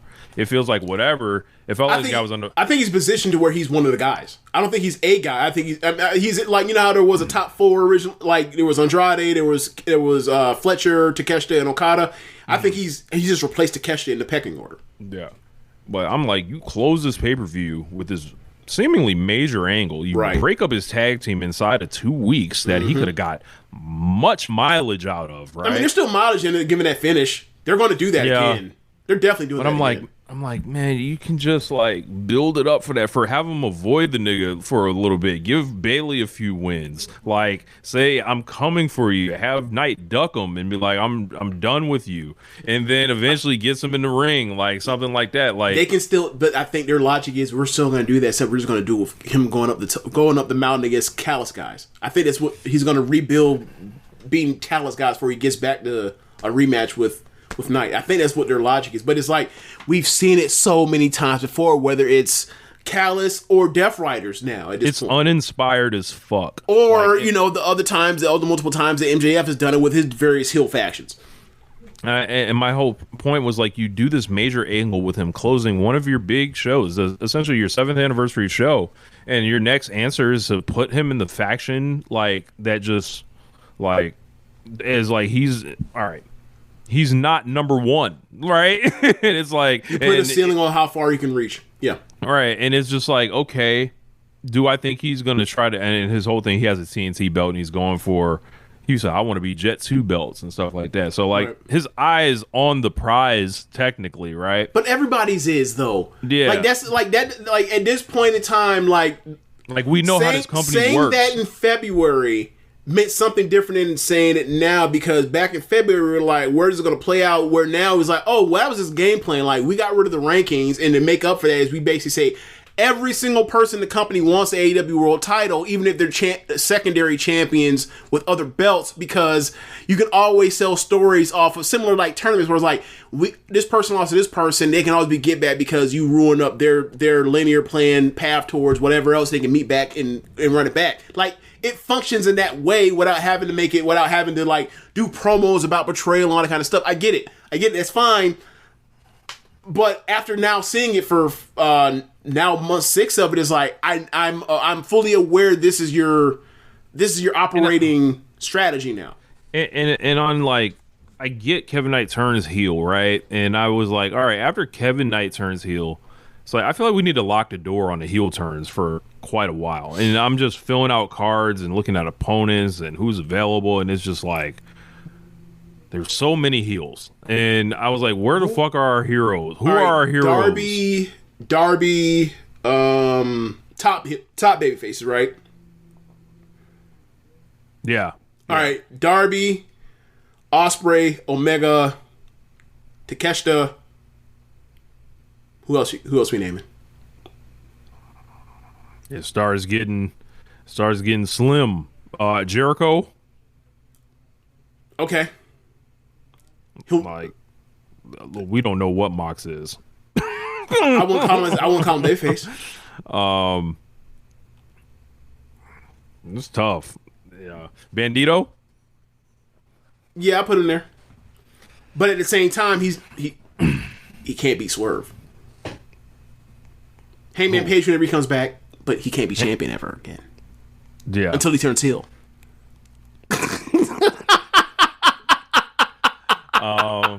It's like we just gonna load up on heels. It's like they treating this shit like a pitching staff. We have everybody come out here throwing 99 off the mound. Like, hey man, where are the baby faces?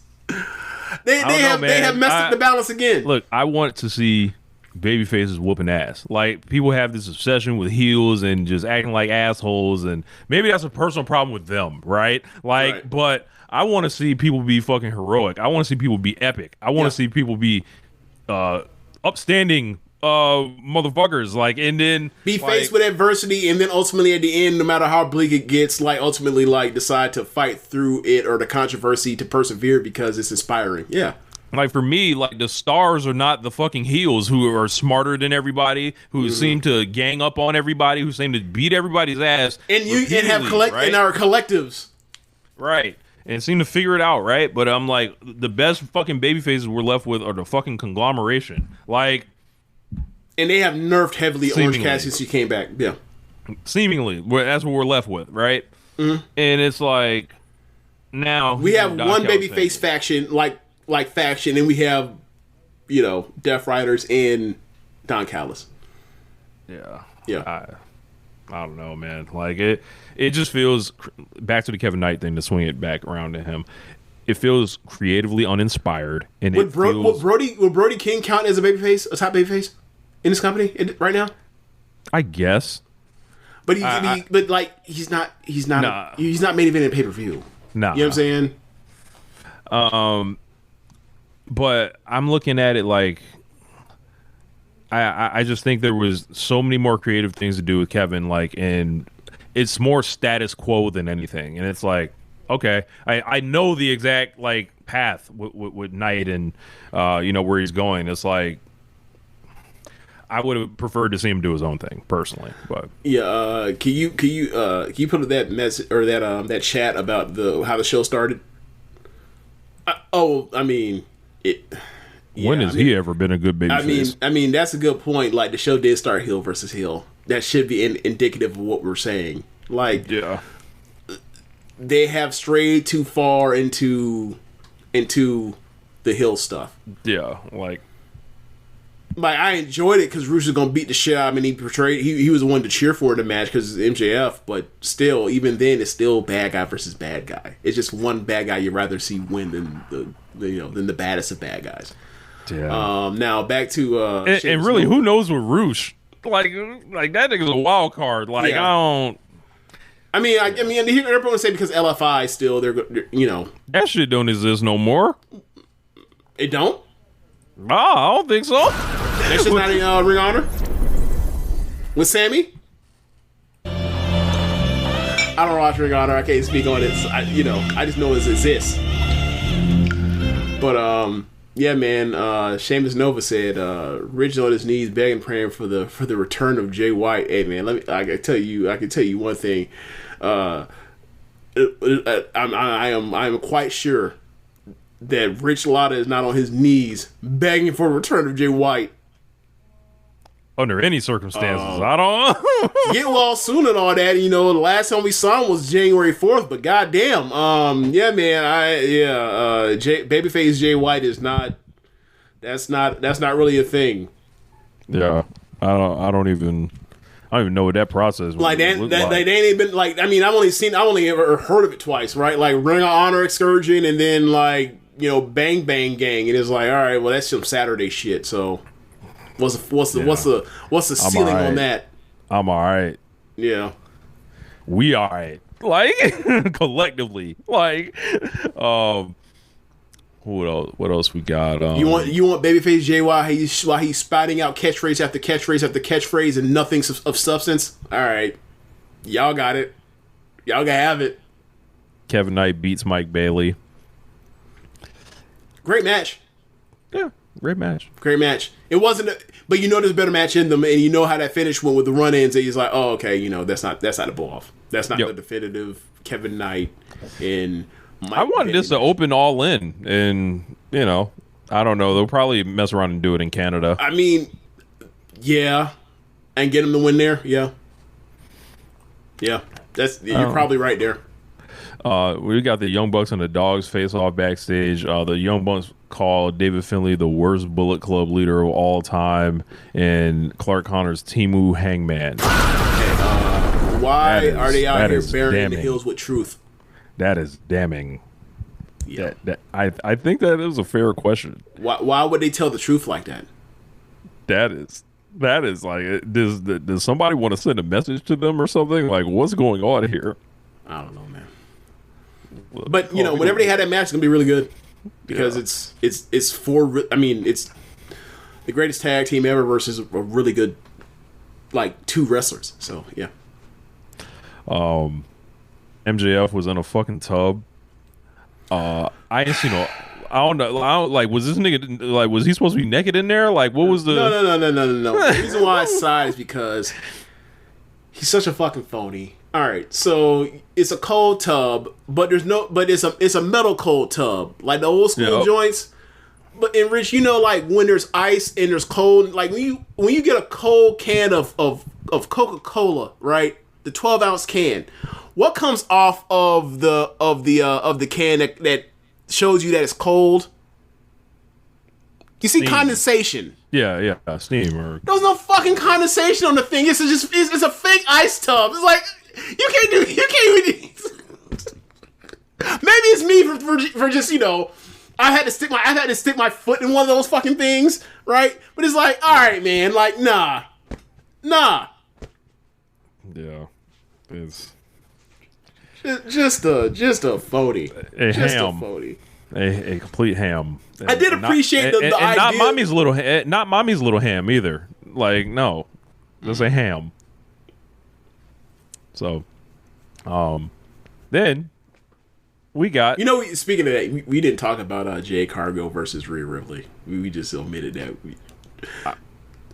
So when I was watching, did I tell you how I fucked up watching this show, James? No, because of WWE's fucking weird fucking technology and the combo of fucking YouTube TV and all this shit. They're like, all right, you can watch 2 matches in the first hour essentially of this show. I'm like, all right, cool. And I pay for YouTube TV, whatever. Okay. So little do I know, they have this pre-show that's set to go on, right? And it's like 12 to 2 apparently, right? Okay. And the show is supposed to start at 2:00. I'm just going along watching this pre-show. I just got it loaded up. And then all of a sudden I'm like, why the fuck is it 3:00? Like, when does the show start? Like, I was like, I know they in Italy or some shit. Like, did I get the time fucking wrong or some shit? I don't know. And then it turns out I was watching the fucking pre-show, the pre-show, I wasn't watching it in real time. I just clicked on it because it said Clash in Italy or whatever. And then maybe it was cut off or something, the rest of it. So I was just watching it after, the start time, essentially. Okay. So I was like, what the fuck happened? And then, I clicked to the actual stream, and then it's the 3 count going down between Rhea Ripley and Jade or whatever. And I was like, that's how I got fucked up here. Because then I was going to have to switch again to the pay-per-view stream after that. The illegal pay-per-view stream, that is, by the way. Relax. the one that just happened to come out of nowhere. Oh, man. So Jay Cargill and Rhea Ripley, what happened here? This is probably the best Jay Cargill match I can remember seeing. That's nice. Yeah. 3 1/4? Probably something like that. Yeah. Look at that.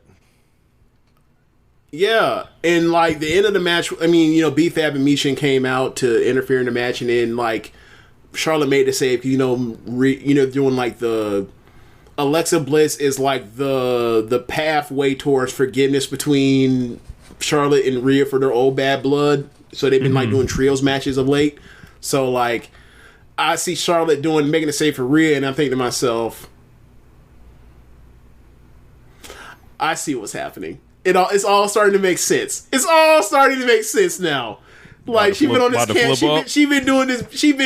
For me and Rich and JML been talking about, like, break it open. Charlotte has been, like, hanging out with people, the younger generation of WWE female superstars, and, like, doing these workouts with them. And it's like, she been wearing these outfits. She got, like, I'm not getting into the outfits. Y'all was getting into the outfits. I'm not getting into the outfits. It's the like, outfits hey, are part of it. For you, not for me.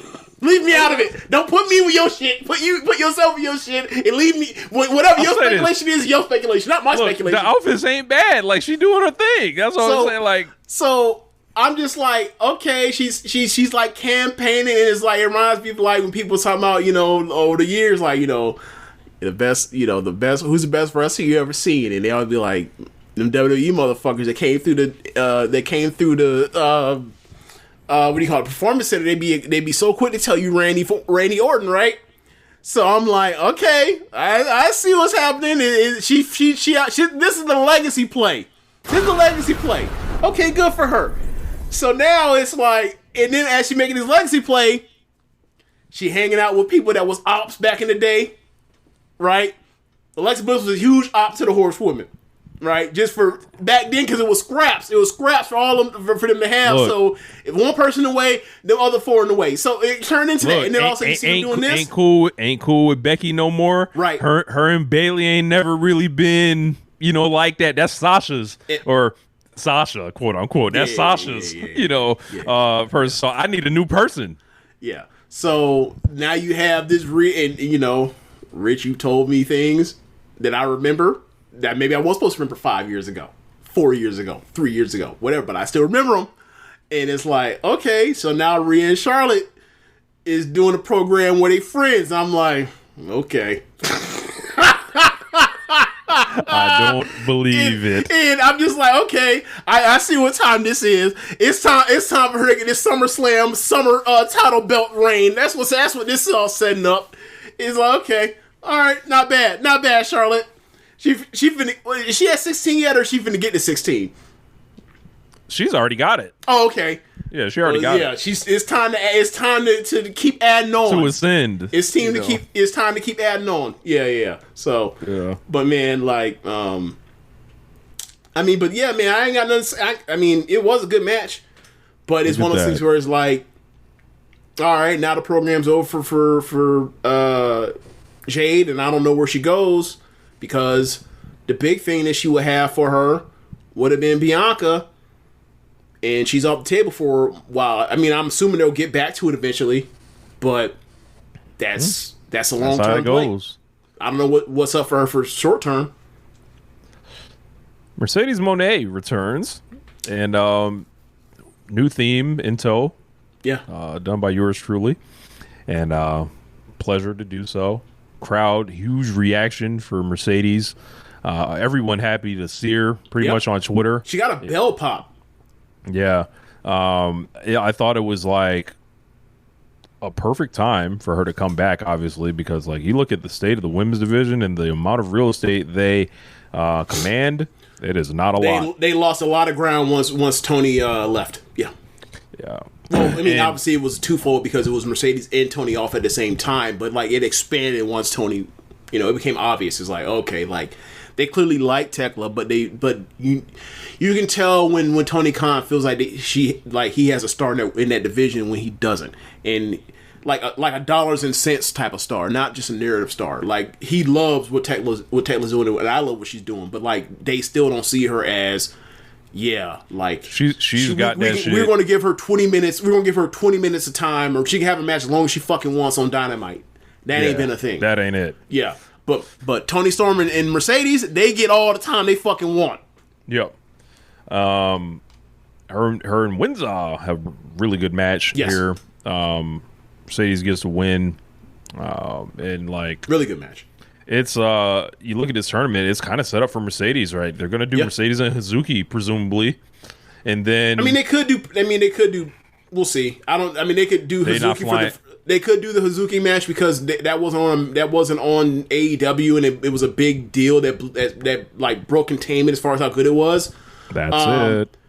And then, but they also could do the Persephone match Unless they've already done a Persephone match, I can't remember with Mercedes. They did one, and she dropped the belt to her already in CMLL. So Right. for me, it wouldn't really make sense to do it again because then it's like, are you setting up another one or what? So like, I figured they're bringing Hazuki in for at least for multiple matches. Like they're not just going to fly her in and say, "Hey, go back home now." So I could easily see Mercedes. Well, I mean, she had a match on Collision. Yeah, versus Maya World. Yeah. Is it My World? Then you consult on that track too. Yes. Yeah. Look at that. A lot less work on that one, but still important work. Yeah. This thing's set up, I think, for Hazuki and Mercedes, and then in the finals is going to be Athena or Sarie. I can't call that one. With Forbidden Door coming, that's where the finals are going to be. It could be Sarie. Yeah, that's what I'm thinking. Like, if you're doing this based off of we are trying to follow in the Forbidden Door thing of this, and Mercedes has to be on this thing, then you do Sarie, and then I would imagine you would do Persephone, because like if you're gonna make Mercedes a Joshi killer, cool, but I don't think there's a need to. And also, like, Persephone's a bigger deal to AEW than Hazuki is, unless you're gonna sign Hazuki. I mean, you could. You could. I mean, she's better than Persephone, but it doesn't matter. No. You already have Persephone signed. I will not go any further on who Hazuki's also better than, but we'll leave that alone. Because they get mad at me. They get mad at me when I point these things out. One more time? I said they get mad at me when I point these things out. Remember when they talked about that three-way match? I do remember that. Remember how mad they were about that? And it was like, oh, I didn't hear them point that out when they finally had a Hazuki and Mercedes match. Yeah, that's not. Yeah. Anyway, shout out to the CEO. We are all CEO, James. We are all CEO. Keep that in mind. That is true. We are all CEOs in our. It's a what is that WWE shit? It's a mindset. Yeah. Okada and Takeshita. There's Ciampa and Jericho having words. Do you see the list? I did see the list and I love it. I thought that was brilliant. You said I don't like your armbar. I have 1,004 reasons I hate you. Number one, the crowd pop like your crazy band, shit. your fucking band sucks. Fozzy, number one, bro. That was great. Yeah. I love it. Yeah, I think they're gonna have a really good match. I do too. I do too. I think that's gonna be that. Look, that's good. They're gonna probably have a bloody match at some point too. If they have a great match, that is a killer segment from One Nation Radio. Y'all like victory laps? You get to do your Jericho victory lap. I get to do my Ciampa victory lap. Look, y'all better pray. Y'all better hope it's mid. I better hope it's mid, because if it ain't, if you listen to us, hey, watch this thing, we're insufferable. You might want to check out that night. You might not want to watch that episode or watch that clip. Because even if you do, it's gonna find you. You know it's gonna find you. Yeah. So, Ospreay, Mark Davis, semifinal match. Really good match here. Yeah.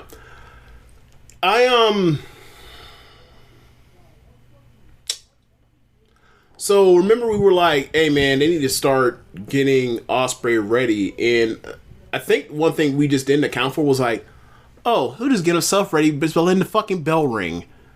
There is that. We were so fretting about it needs to be this perfect storyline in between, and I think when they put the Okada, when they put the Omega thing to it, it's now making more sense, and I'm liking it a lot more.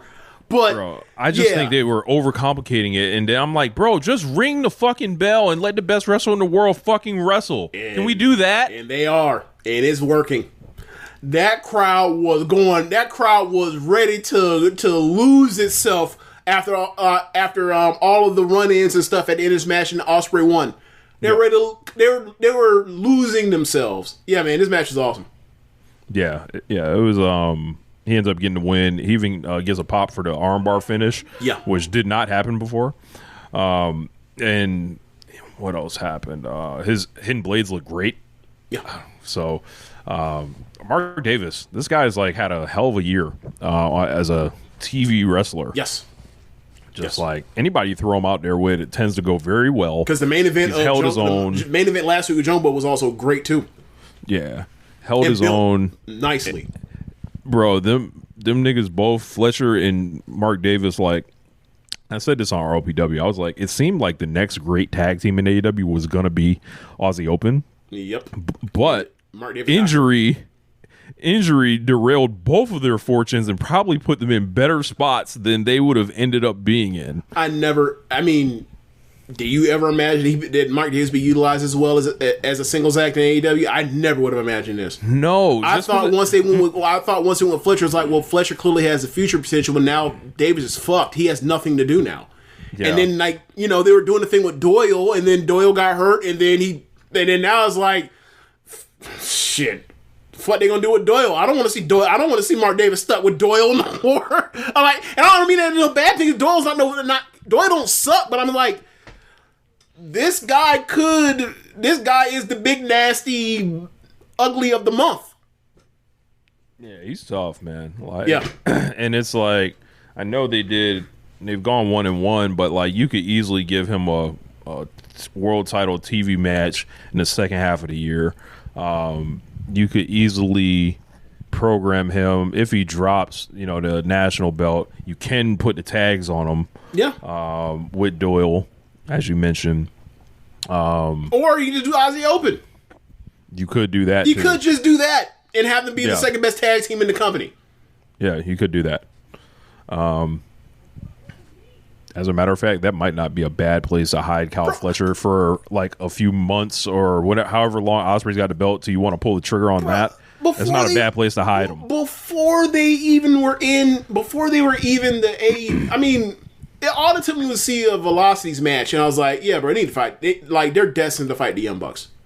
Aussie Open is destined to have a match with the Young Bucks, and it's going to be one of the greatest tag matches of all time. They just haven't happened yet. It's going to happen.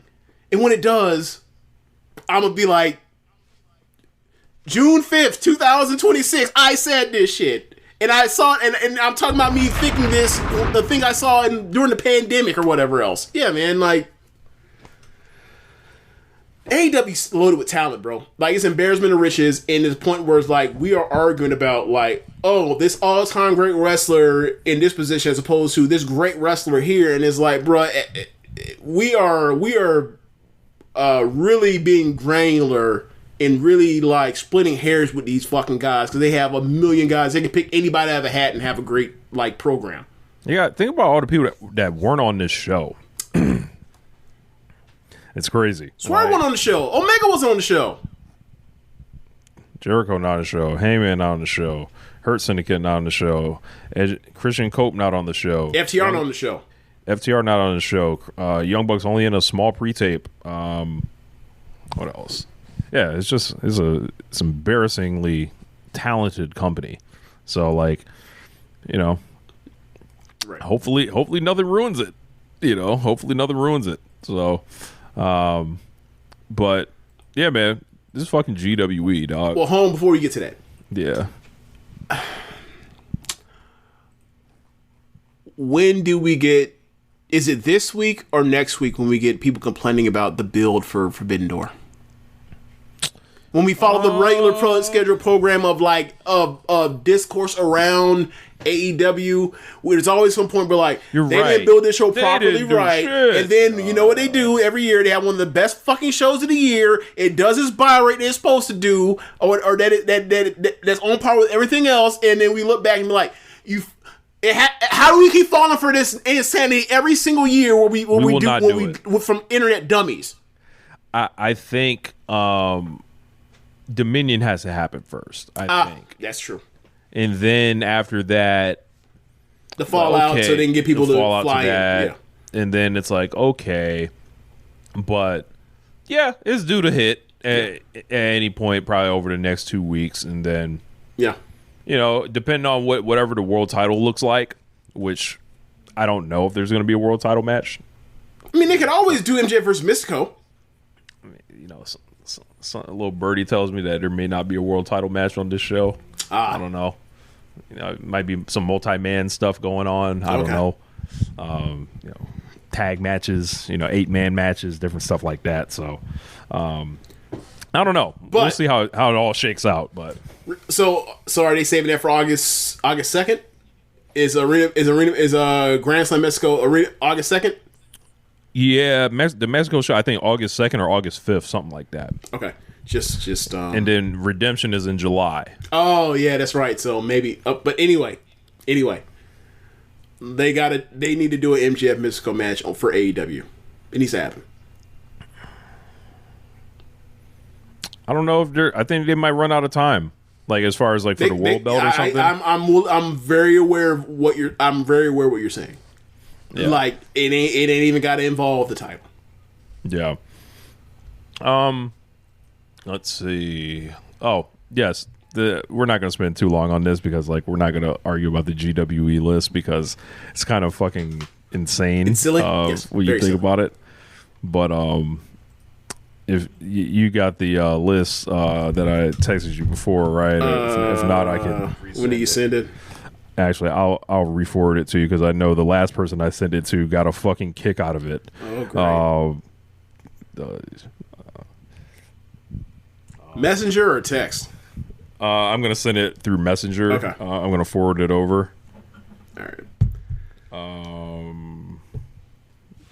Right through there. Okay, I see it.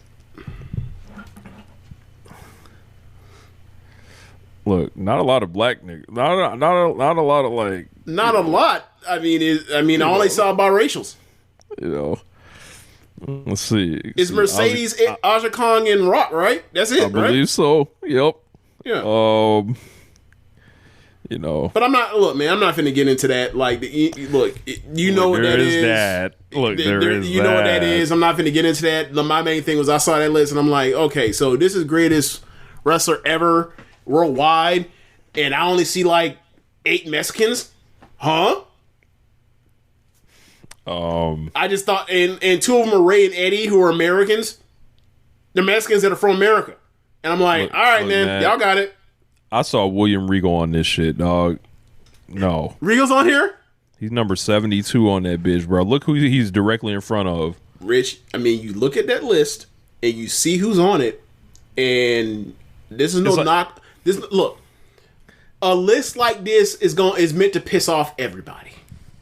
It's a group project where people come in and vote, and then the vote gets tabulated, and then you come up with, and then a list gets made, and then people freak out because their opinions are not like a set list of other people. But from the population pool, just looking at the names on this list, you know where this shit came there from. Is a lot of people on here that love their old school wrestling on this thing and their old school Japanese pro wrestling, and it's like I got no knock against it because there's not. I mean, outside like a handful or 2 of people on here, I think all the people have legitimate discussions to be listed on here, and you can come out with you can make a list of 300 plus people, and they all got a right to have their name in this 100. That's how hard. That's how subjective all of this shit is. So I'm not going to get into it, but I just find it weird when we do this. And Rich, you know me, I've been saying this for years.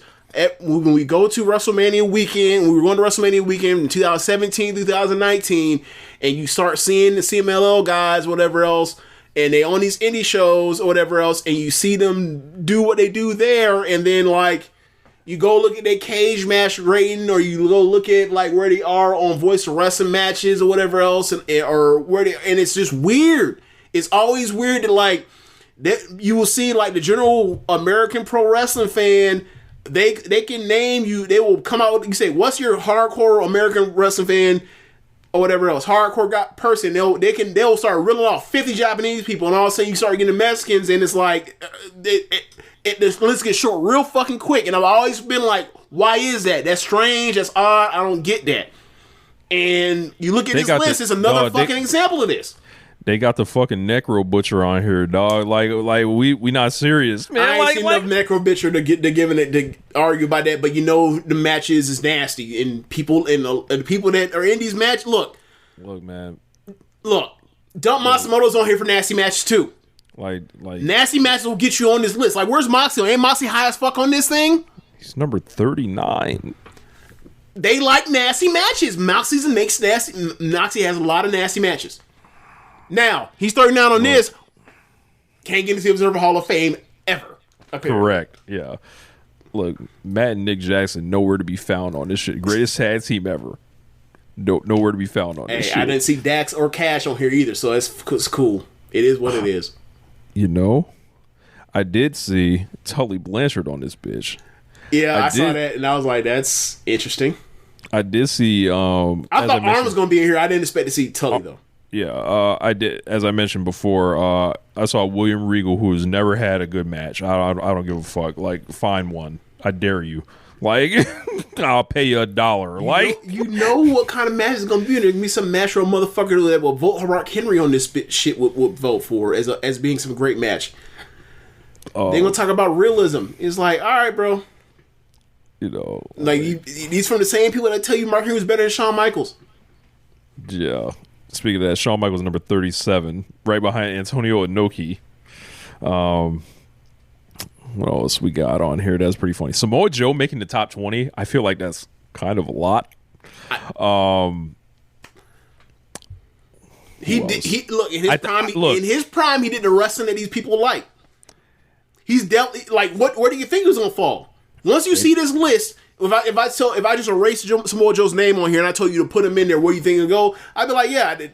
Put him in the top 20. 50s, I don't. No, I'm saying you look at that list how it played out, and you erase Samoa Joe's name, and then you say now add Joe on the list. Where do you think he falls here? Do you think he falls in the Do you think he falls in the top 25? In the 50, 25, the 50 to 65, or 75, or 75 to 100, I think, yeah, he fits in that top 25 for the people that are voting on this. You know what they like. Eddie Guerrero at 12. Look, I'm going to say that sounds kind of a lot. Death bump. Look, I know niggas love Eddie Guerrero. Look, I said that a certain way for a reason. They love Eddie Guerrero. Yeah. But better than Hiroshi Tanahashi? I know. No. My thing is, if you love Eddie Guerrero that goddamn much, you might as well just vote him number one. Then. No. Like, if you like Eddie Guerrero that goddamn much, why I'm only seeing 7 other Mexicans on here? The fuck? It was just him alone. He's just a magical Mexican, huh? Oh, also Rey Mysterio number 8. Yeah, I don't know, brother. Look, man. He's one of the most influential wrestlers ever. But I'll put you like this: is he even top 8? If we were going to have Lucha Blog put up a greatest Lucha Libre wrestler ever, right? Is Ray on Lucha Blog's list? Is he making the top 8? Is Ray? I don't think he is. I don't like to. They treat that nigga like he's McDonald's. I was gonna say I'm not McDonald's, but they treat that nigga like he's Panda Express. Yeah, like this is an imitation of whatever. Like this is like this motherfucker's Taco Bell. I'm like, all right, bro, y'all got it. I'm not about to say a bunch of negative things about Rey Mysterio Jr., but number 8, that's a lot, brother. What else? I'm with you. Mick Foley number 18. Nasty matches. Nasty matches. Jerry Lawler above Kenny Omega. Nigga, please. Nigga, please.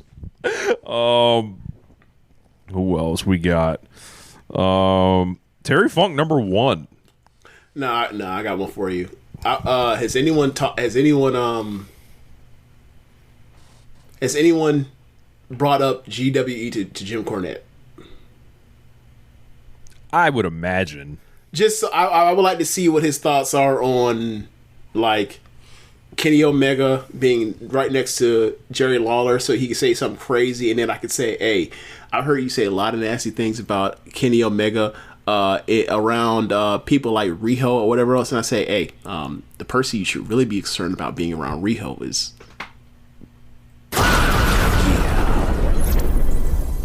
Yeah. Aja Kong number 11. Love to see it. One of the all-time greats. Maybe a little high, but look, they like the retro shit. They like the I can't be mad at Aja Kong. I'm just glad that they put somebody on there that when I watch a match from the 90s, I'm like, oh, this match absolutely tracks with the shit that goes on now. So follow me. I didn't like how low they had Manami Toyota though. Manami Toyota is number 41 behind John Cena. Right. Right.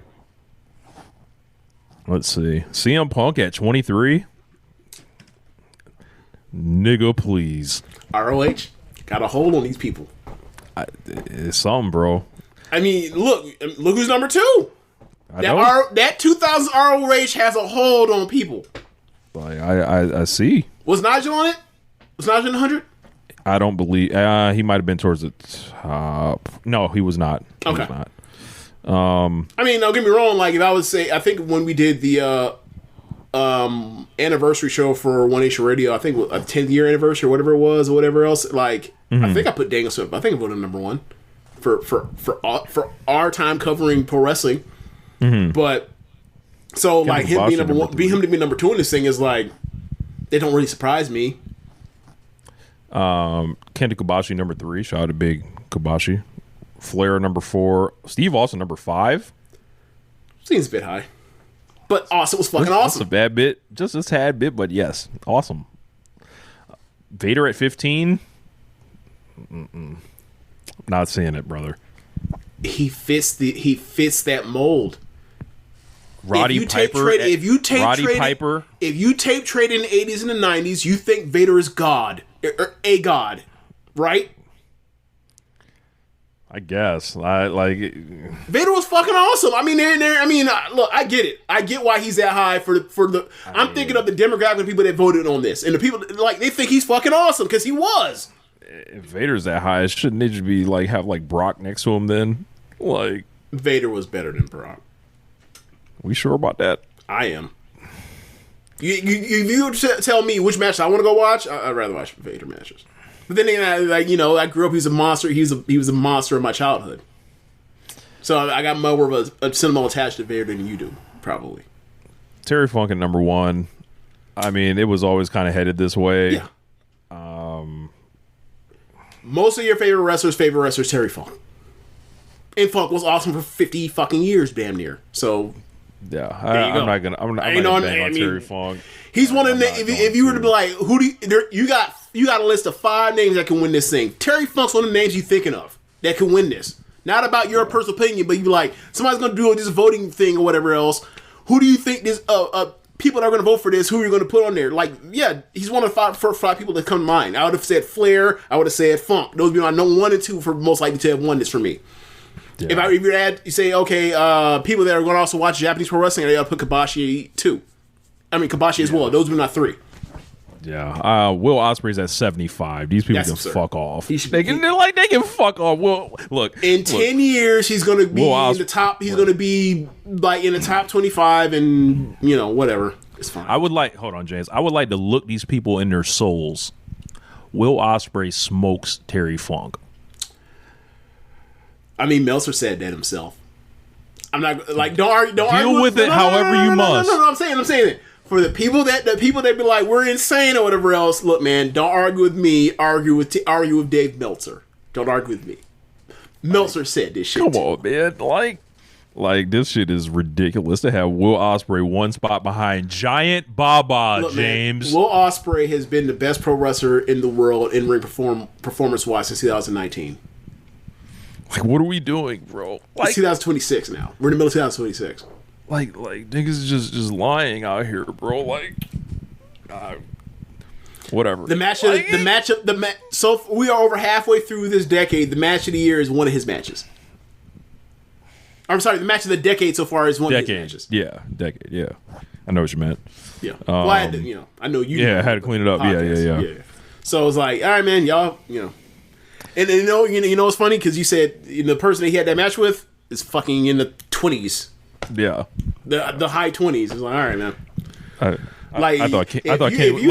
If you have Kenny Omega, Okada, Ospreay that far back in the thing is like, I don't know what we're doing, brother. I see what this is. It's fine. Yeah, the jig that they be talking about is way up there, brother. Yeah.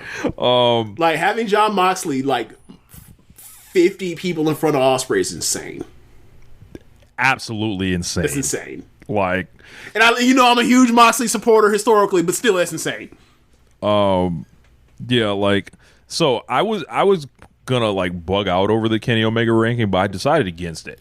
But once you see what this is, it's like, all right, I can't be mad at this. The most I can do is just laugh and be like, okay, I can see why these people feel this way, because like I've been aware of how they react or whatever else. Well, I'll say this: him being number 29 in my eyes, like, they are much more upset that he's on the list that high than I am. That they're mad he's on the list. Period. Right? Yeah. I'm like, oh, okay, whatever. Where was Naito on the list? Ooh, let me find him. Give me a second. I don't think he's on there. Ibushi's in the 70s or some shit like that. Tetsuya United is number 87 in front of Bruno Sammartino. Okay. 2 behind Chris Benoit and 3 behind Dustin Rhodes. Dustin Rhodes is on this thing, James. Okay, so Dustin's on here, right? Check this out, Rich. Was Shuri on here? No. Was Mayu on here? No. There's no Modern Joshi on here. Cody Rhodes is not on this thing, but his brother and his dad are. Right. I think there was definitely a case that Dustin historically matters more than Cody, or was a better wrestler than Cody. And like, if I go into prime and say I need a match from 1 to 2, obviously I'm going with Dustin for Cody. But I think Cody has done so much in the last decade to where like he's surpassed Dustin, even if Dustin's better than him. You know what I'm saying? Ishii like all the way down at... He's had bigger, more important matches and greater matches than Dustin. Ishii at 67. Look, this Roddy Piper at 43. They can fuck right the fuck off with that. Rich, you know what that is? Yeah. Like whatever, man. Like, fuck off, bro. Yeah, man. Like you want to try to convince me that like Roddy Piper's better than Shuri? Are you your fucking mind? Come on now. Forget that. Like, is he better than Arisa Nakajima? Look, Sai Kamatani's smoking a lot of niggas on this list. Yeah, like, fuck out of here, man. Look, Swerve Strickland's smoking a lot of niggas on this list. Yes. You know, Ricochet is smoking a lot of niggas on this list. Yeah. I just start naming niggas now. Like, have we got to that portion yet, or? Like, the closest thing to a modern Joshi to made was be like Mako, who just retired in the last few years. Mm-hmm. Like, I'm sorry, Ozaki, because she's still active. But come on. Yeah. Like, that's like including Aja Kong in the active situation. Look, like, they're legacy acts at this point. They're not actually like movers and shakers in the Joshi. Another one. Eddie Kingston at 95. Chris Jericho not on this shit, James? Yeah, I saw that. Eddie Kingston at 95. Nah, bro. Because they voted and they buddied. Look, they traded takes with Eddie Kingston. That was that's their why friend. he's on here. That was their friend. Yes. Right. You know what I'm saying? Like, yeah, that's my dog. Yeah, I'll put him at number 52. Like, the fuck? Unreal, bro. Yeah. I'm trying to find some more egregious. Kota Ibushi down at number 69. Because it absolutely sucks. Look, man. Like, you ain't there. I'm sorry, bro. There are not 69 pro wrestlers better than Kota fucking Ibushi. Are you out your goddamn mind? Are you fucking insane? Like, I don't know, man. You tell me CM Punk is better than Kota Ibushi, I'm gonna be like, what the fuck is wrong with you? Those two. Put the Undertaker belt on this shit.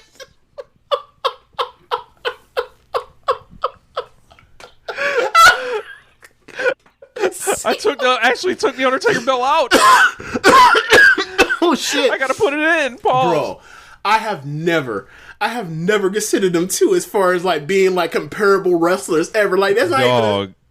CM Punk might be the single funniest or game on this bitch. Where was Muto on here?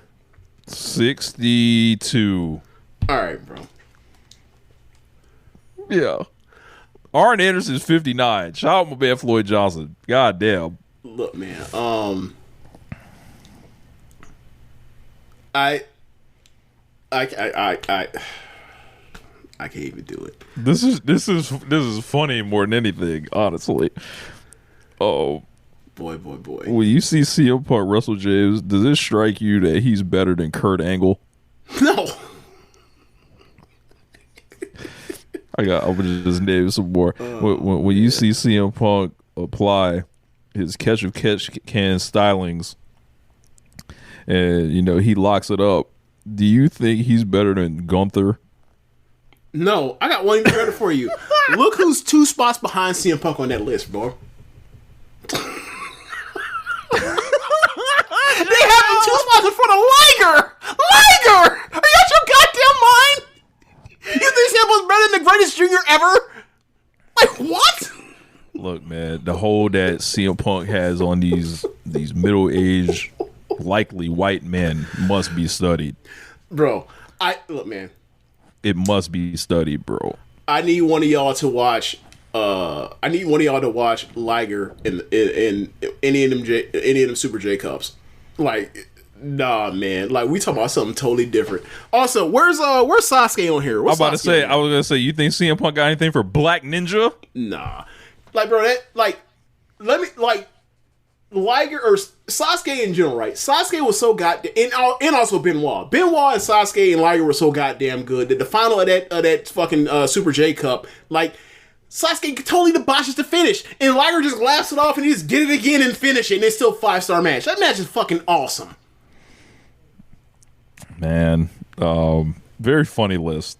Look, laugh at it more than anything. Don't get upset. Yeah, ain't nothing to get upset about. Don't get upset. It's funny. Because even if someone made this list better, you was going to be upset at how it turned out. That's how these lists work. It's just one of these things where it's like, man, look, all these people are great wrestlers on here. I'm not taking nothing with them. I just have this. Well, you gonna do Regal. I'm not going to get into that. But my point is, generally speaking, like, I just can't, bro. Like, they got, bro, Minoru Suzuki is behind. Like, where was Dustin on this list again? Dustin was like 84. Yeah, bro. Dustin Rhodes is in front of Minoru Suzuki. Does that sound right to you? Suzuki's on ahead of Dustin by 1.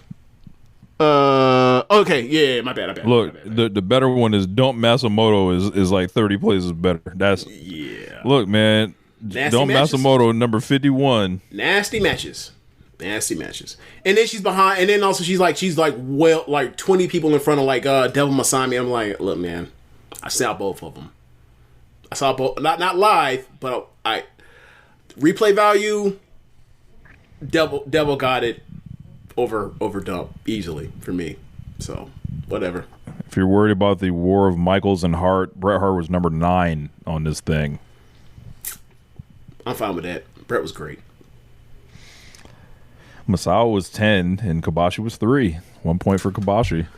Look, I know how that was gonna go. My main thing was just make sure they don't piss me off and have Kawada in front of Masawa. That's all for me. Like, when it comes to that stuff, I'm Masawa out of them 4. So whatever. Like, I acknowledge that like Kobashi was better, right? But Masawa was he was always better than Kawada. Sorry, Eddie Kingston. Sorry. Niggas like to lose, I guess. Yeah. Like, that nigga was such a loser. That nigga stayed behind when they all left for Noah. and then the company went to the shit. Like, it's finally my time to be the guy. All right, be the guy for this ranky janky ass promotion. with Bob. Yeah. Shit. Look. You know how they do the make shit. Look, put Kawada in that fucking number 2 jersey. Yes. Yeah. We need our great assistant graphics people at One Nation Radio. We need y'all to make this happen. Look up. Was that the Been Around the World video, James? Yeah. P. Diddy, Mace, the Been Around the World video. I need you to take a screen cap of them niggas in that number 1 and the number 2 jersey. And I need Masawa as Diddy. And I need Kawada as Mace in that number 2 shit. And I need that shit posted in the One Nation Radio Discord page. We need to do it. I need that desperately. I will fucking die laughing. And we can keep this format up. The famous 1-2 combo. We made that a thing once upon a time about like going back about talking about like we were giving each other shit for like who we like out of certain like duos, whatever else, and we was tagging these people as that person number 2, and we were doing it to each other to spite each other at certain points, right? Like I would like at one point I'd be like, yeah, Kobe, he's number 2 to Shaq, and he'd piss you off or whatever. Then he would send me stuff like sports wise. We used to do this shit to each other, Rich. I remember this. Terrible. Yeah, terrible. Yeah, we're terrible. We're very mean spirited to each other. Yeah, but look, what will make us come together for that one was that the put because you being it's very similar to like me being Okada fan, you being Omega fan, and we be out here putting the boost in Naito. It's like, yeah, we putting the boost because you're a Kabachi guy, I'm a Masawa guy. We putting the boost of Kawada. Just kick him in the ass historically. Great wrestler, just not great enough.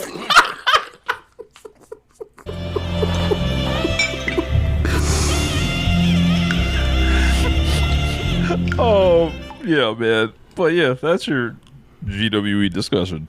Yeah. All right, y'all. Thanks for listening. If you are watching the show live, when the show goes up in podcast form, there will be a link to red circle there. You can donate there, and be sure to listen to other shows on the network. Besides One Nation Radio, you have Keepin It Strong Style, All Things Elite, Imp's Adventures, Wrestling Art with Chris Things, Tonal Talk, the Trish and Sarah Wrestling Podcast, all AEW Match Guide, and Joshi'ing Around. Thanks for listening, y'all. Later. Peace.